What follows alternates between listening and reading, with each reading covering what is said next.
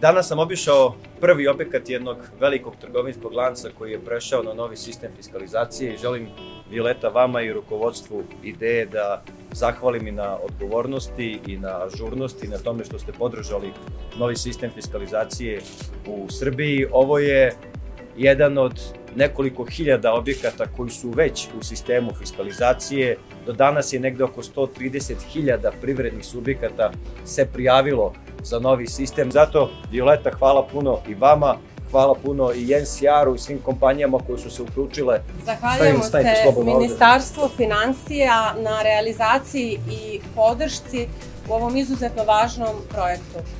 Konkretni benefiti e-fiskalizacije su očigledni i merljivi. Sa jedne strane, kao što je ministar naglasio, ovo je nastavak uspešne borbe protiv sive ekonomije, koja će doprineti boljem poslovnom okruženju u našoj zemlji, a sa druge strane, nama trgovcima e-fiskalizacija omogućava efikasnije poslovne procese, smanjenje troškova i sa ugla naših kupaca mnogo bržu kupovinu, jer fiskalni račun se štampa mnogo brže i značajno je pregledniji.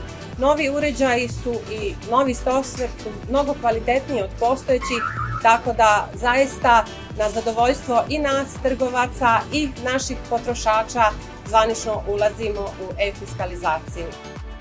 U toku su pripreme za masovnu implementaciju i migraciju sa stare na novu fiskalizaciju i sigurni smo da ćemo to postići u zakonom predviđenom roku.